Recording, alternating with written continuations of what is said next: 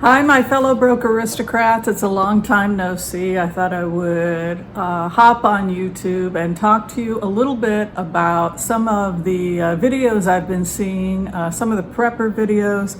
I think some of it's interesting stuff, but I'm not a prepper. So this video is basically why I am not a prepper, and it's really an individual thing. I think it has to do with where you live, what's available to you, how you plan your budget. I live in Portland, Oregon. For those of you who don't know, I've moved. I used to live in Los Angeles, but now I live in beautiful downtown Portland, Oregon. So I try to think about frugality in terms of what is the happiest, healthiest life I can live as frugally, as cost-effective as possible. I think what makes this channel a little bit different than other channels is that I'm very aware of this idea that we either pay now or we pay later. You pay now or you pay later. And I hope people are thinking about that when they go grocery shopping. But starting with the whole idea of prepping, worrying about having a year's worth of food or something like that. I don't know if it's cost effective, and I think a lot of the time the food goes bad and people end up losing a ton of money by prepping. I think a better thing to do is just think about what is available in your area. For example, some of the things I like to have extra supply of, and when I say extra supply, I mean like 2-3 months worth, is rice, beans, quinoa, and a brown and white flour, salt, pepper, the spices, those sorts of things, because they're not always going to be available to me. If there's a supply chain problem or something like that in Portland, the thing I'm going to have the biggest problems with are probably going to be grains and beans, which make up the majority of my diet anyway. I am not a vegetarian, but I do think that being mostly plant-based is optimal for human health, and we want our food to be as nutrient-dense as possible. One of the things that I also see people doing on some of the, I'm baking bread, I'll show it to you later. One of the things that I see a lot of people doing on YouTube trying to be frugal is trying to save money on groceries, and the quality of the food they're buying is sometimes not healthful. It actually is associated with coronary artery disease and diabetes. And so instead, when you're shopping, you want to think in terms of frugality and saving money, but you also want to think about how can I make this food as nutrient dense as possible. One of the things that I cut out in my home was I don't buy boxes of cereal.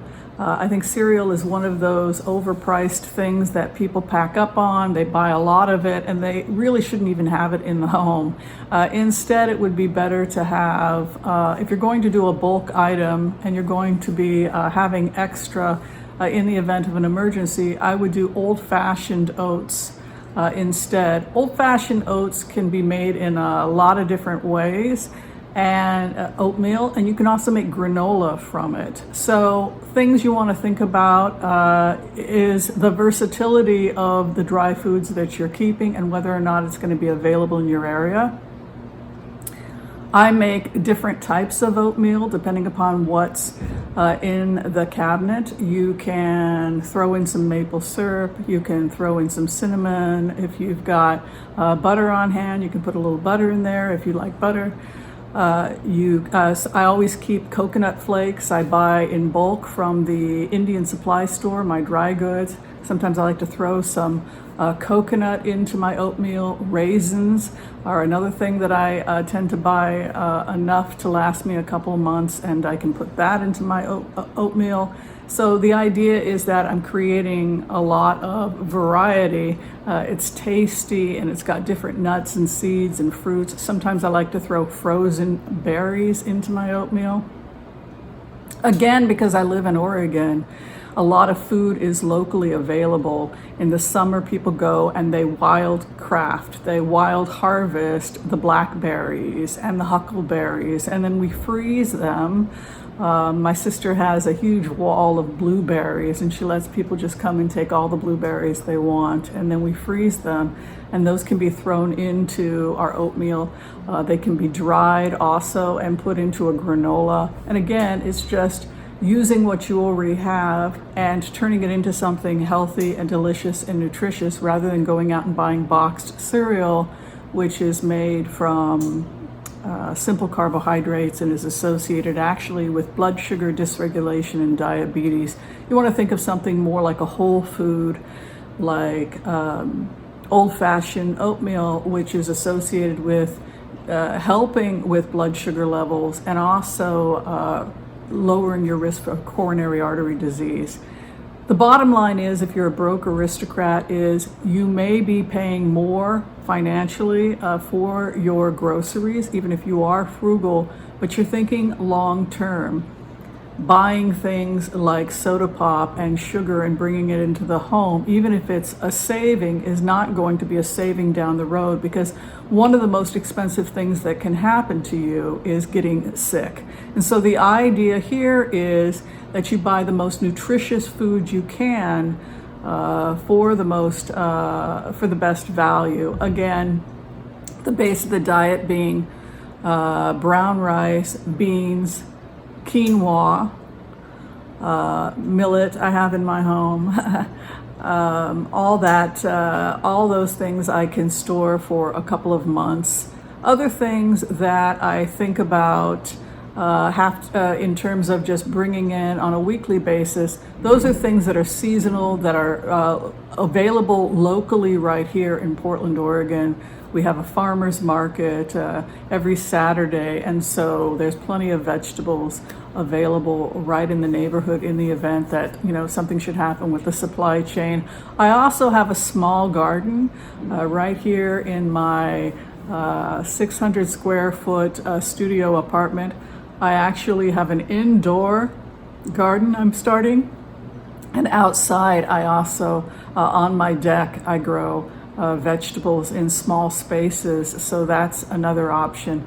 Another thing I would say about storing or making sure you have a little bit extra is spices. That's another thing that if the supply chain goes down, you want to make sure that you've got spices.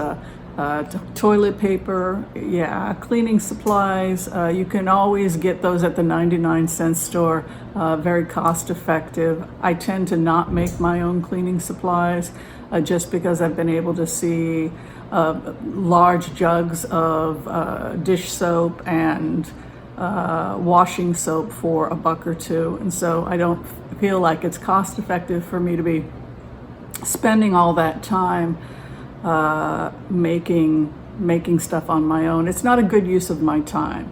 That's another thing. As a broke aristocrat, you want to think about how much your time is worth and whether or not it's worth it to put energy into something like that rather than making money. The other thing is that when you've got the basics, when you've got the flour, for example, there's so many things you can do. You can make bread. You can make your own homemade crackers. I made some homemade sesame crackers that are really, really, really good. I'm making my own homemade bread, which is in the oven baking right now. And so I do a lot of stuff from scratch. It's fun, it's healthy, it tastes better. In terms of things like dairy products, that's another thing that I would never spend a bunch of money. I do eat dairy products, but again, right here in Oregon, it's plentiful, it's available everywhere. Tillamook Cheese Company is just down the road. And we have farmers again at the farmers market. So if you do decide to do some prepping, think logically. What is available in your area? Do you really need to be storing all those boxes of sugary cereal? Think in terms also of the consequences of the food that you put in your body. Keep it simple. Have a mostly plant-based diet if you're not 100% plant-based. And just, if you are storing things, think about the things that are not available in your area, because it's likely that in the event of an emergency, you're still going to be able to get local products. An example would be, I do have some canned salmon in the pantry, but it's a gift from a friend. It was harvested at Warm Springs Reservation. So the Native Americans, that live at Warm Springs, they harvest the salmon right here locally and can it, and it's available here. So again, not something that I need to be worrying about. And there are other things that we can do with our money than hoarding a bunch of things that we can easily go out and get in our area. Thanks for watching, everybody. I'll show you some of what I made this week, and thanks for watching. Be sure and share, like, subscribe, and tell me what you're doing to live below your means and live a healthy, happy life. Take care. Bye-bye. One of the reasons why I always encourage people to have oats on hand and don't buy commercial cereal. Instead, I would recommend just get oats, is because oats are extremely, they're extremely versatile. You can make oatmeal, of course, which is extremely versatile, and I'll talk a little bit about that. But the other thing about it is you can make granola, you can make oat milk. So while I'm not a prepper, there are things that I do think it's a good idea to always have on hand, like the dry goods, and oats are right there top of the list. Here's an example of one of the fun things that you can do with oats. I'm just making this. I love the flavor of oats. I eat them several times a week. They're great for lowering cholesterol, really good for heart health. They fill you up. What you can do is throw in some cinnamon and whatever fruit is going bad and you're worried that it's going to go bad, throw it into your oatmeal. Ripening bananas can go in. In terms of buying things that are cheap, I tend to go to the Indian supply store and I buy large bags of rice, etc. That's as much prepping as I do, is the grains and the beans, a couple canned goods. One of the things I like to get is coconut flakes, which are used a lot in cooking. But anyway, so I'll throw in cinnamon, coconut, whatever nuts you have around that are on sale. One of the other cool things about the Indian supply store is that they have raw peanuts, and I buy large bags of those, and I can roast those, and again, have those as a snack. Oatmeal is so versatile that you can throw in some sweetener, some chocolate and peanut butter, and you can have a chocolate peanut butter breakfast as well. But here's an example of some homemade. I made this myself, much cheaper. You can buy 3-4 pounds of raw nuts at the Indian supply store and make it myself. So again, I don't prep. I'm not a prepper. But I do think that it's a good idea to have a couple of things on hand. Beans and rice, because those are difficult sometimes. If you do have a supply chain shortage, you want to make sure that you have your dry goods. Quinoa, brown rice, oats. I have some millet too. But I only have about 3 months worth of anything. The good news is that I live in Portland, so we have a lot of options. And I keep everything in the freezer. The other thing I wanted to show you is that Wheat, if you are wheat tolerant, you can do rice. I guess you could do rice as well, is also a really great thing to make sure you've got plenty of flour, at least a few months in the event of an emergency, because you not only can make bread, but you can make crackers. Sesame seeds, very affordable. I get a packet of sesame seeds. I added some brown flour to a little bit of olive oil, some salt, sesame seeds, and water.